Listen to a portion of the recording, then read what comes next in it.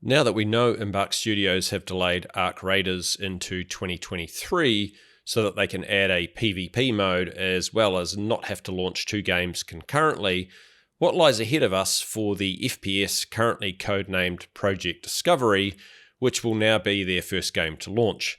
In this video, I'm going to be talking about that as well as some additional thoughts I have about what Project Discovery's gameplay will be like. Everybody knows the world ain't right. Down on your knees, get up and fight. G'day, Rockhound here! With Embark Studios' second game in development being brought forward to become the studio's debut release, we can now expect a whole suite of different information from the Embark team over the next few weeks and months. As well as confirming that the game will be team-based and free-to-play, Owen Mahoney, the CEO of Nexon, Embark Studios' majority shareholder, said during the recent company earnings call that the team is planning a large-scale beta test in the early fall, which will become valuable feedback and help us decide on launch timing, and that at this stage our plan is to launch Discovery around the end of this year. So when will we start to see more information about the game? Here's a timeline that I think is pretty realistic. The next major gaming event that would make sense for a showing from Embark is Gamescom, which has its opening night on August 23rd. I'm expecting that this is when we'll see the first full trailer for Project Discovery, which if correct is pretty damned exciting because that's only about 10 days away. When Embark premiered the Ark Raiders trailer at the Game Awards in December 2021, they dropped a 20-second teaser on Twitter 3 days prior to the trailer premiere. That teaser also acted as the announcement of the Ark Raiders name, which prior to that had been codenamed Project Pioneer. Now I'd expect Embark to do exactly the same for Project Discovery, which means we should find out the final name for the game on August 20 or thereabouts, so just a week or so away. As well as the game trailer being premiered at Gamescom, I think it's quite likely they'll also announce a date for the public beta test. Let's call that date late September for the moment. I think they'll also give us the game's website and how we can pre-register for the beta test at the same time. I'm hoping we get a launch date at Gamescom 2, but they might make that a loose date like late 2022 or even just winter, if they're wanting the flexibility to shift the launch into early 2023 if they need to do that following the beta test. Now between the trailer premiere at Gamescom and the beta test in early fall, I would hope that Embark drop a few more teasers on Twitter as well as release some extended gameplay footage to us so we can get a proper look at what the game is actually all about. And then prior to the actual launch of the game, I wouldn't be surprised if we get a second trailer at the Game Awards in December with the actual launch date being announced then, which could even be on the same day.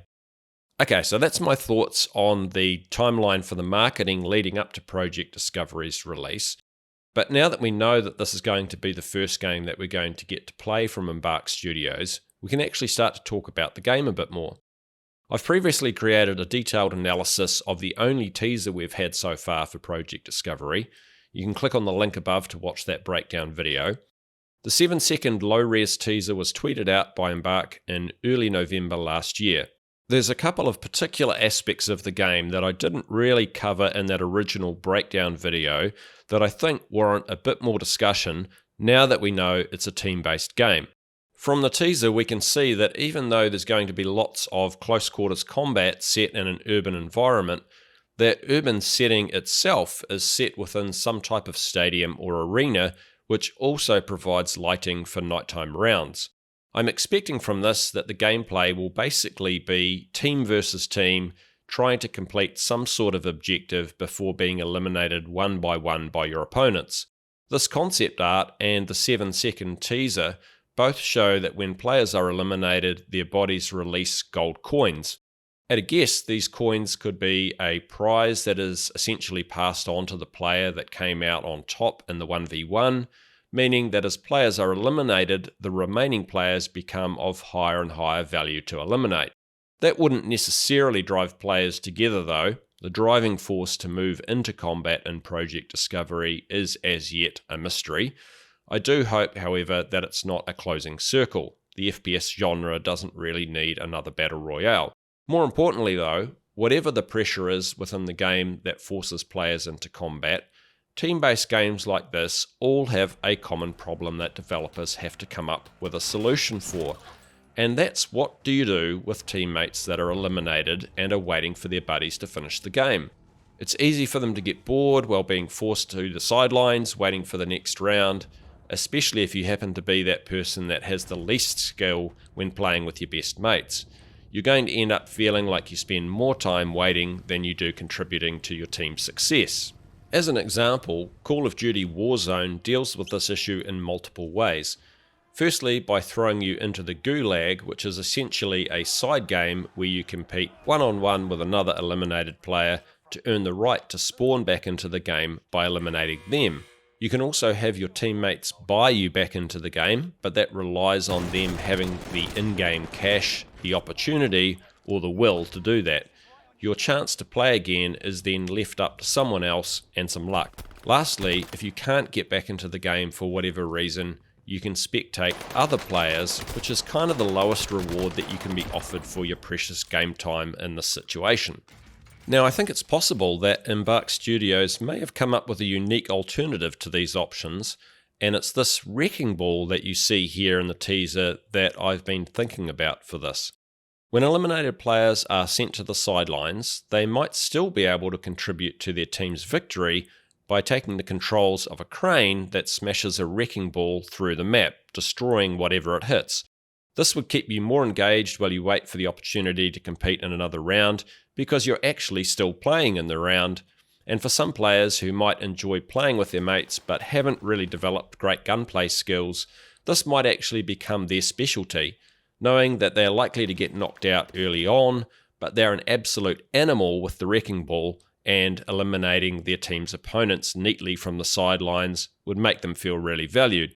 Play as a team and win as a team, no matter who gets eliminated first. What do you think? Is this wrecking ball going to be a clever answer to the recurring boredom of being eliminated early in team-based shooters? Let me know your thoughts in the comments below. If you want to get all the updates about Embark Studios games, be sure to hit that subscribe button, and if you found this video helpful, please consider leaving a like. And lastly, if you want to learn more about why Embark Studios swapped the launch of their games, watch this video here. Thanks for watching, enjoy the rest of your day, kia kaha, stay strong.